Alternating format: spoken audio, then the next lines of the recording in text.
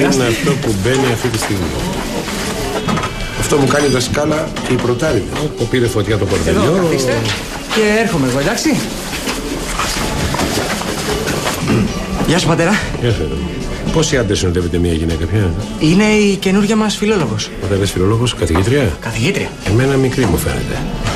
Κι εγώ είχα μια τέτοια καθηγήτρια και ήμουν αριστούχος. Πότε σε νηπιαγωγείο? Μετά την πρώτη δημοτικού 25 φορές είχες μείνει. Ναι, εδώ ήρθαμε για να συσφίξουμε τις σχέσεις μαθητή-δασκάλου. Συσφίξες γρήγορα.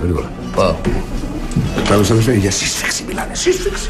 Εγώ με αυτή να είναι, ξαναπάω σχολείο, παίρνω απολυτήριο, πτυχίο, μάστερ. Εγώ γίνομαι αστροφυσικός γίνομαι.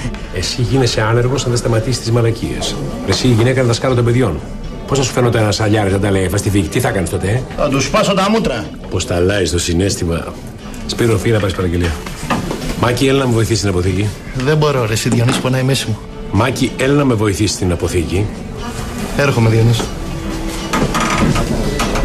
Ας τα ακροβατικά εσύ και έχει το νου στο μαγαζί. Άντε, μπράβο. Γεια σας. Είμαι ο Σπύρος, ο θείος του Μάρκου, του εξαιρετικού αυτού παιδιού. Μην δίνετε σημασία, είναι ένα αστείο που κάνουμε κάθε Παρασκευή. Όπως σας έλεγα, είμαι ο Σπύρος, ο θείος του Μάρκου, του Λεβέντη. Χάρηκα. Κι εγώ πολύ. Λοιπόν, να ξέρετε, ό,τι φάτε, ό,τι πιείτε είναι κερασμένο από εμάς. Τι θα πιείτε? Ένα ποτηράκι κρασί, παρακαλώ. Εσείς, παιδιά? Νεράκι. Ναι. Οικονομήσαμε πάλι. Ωραία είναι εδώ. Να έρχεστε. Βέβαια, τώρα που το έμαθα. Λοιπόν, σας αρέσει η λογοτεχνία, είπατε. Τι λογοτεχνία σας αρέσει? Κοιτάξτε, εμάς βασικά μας αρέσει η ποίηση. Πήγε 6 το πρωί, σαν χαμένος τριγυρνώ, σε θυμάμαι και πονώ και στα όρια μου έχω φτάσει. Πλούταρχος. Ο αρχαίος. Ο σύγχρονος. Εσύ, Μάρκο? Όχι, εγώ δεν. Ο Μάρκος. Ο Μάρκος συνθέτει τραγούδια μόνος του.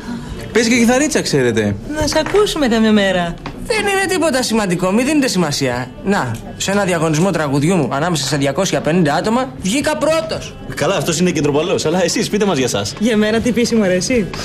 Εγώ θα έλεγα με πιο πολύ αρβανιτάκι. Αχ, συγγνώμη, με συγχωρείτε. Με συγχωρείτε λίγο. Ναι, σ' ακούω. Το απόγευμα. Ναι, αλλά χωρίς σκηνές, σε παρακαλώ, να το τακτοποιήσουμε όσο πιο πολιτισμένα γίνεται. Αν καταλαβαίνεις τη λέξη πολιτισμένα, δηλαδή. Ο άνθρωπος είναι παλτό, είναι καπαρτίνα, δεν μπορεί να βάλει ένα Τι λες, μωρέ, επειδή δεν μπορείς εσύ. Ο άνθρωπος είναι παιχταράς, ρε. Άσε μας να πούμε. Πού είχαμε μείνει?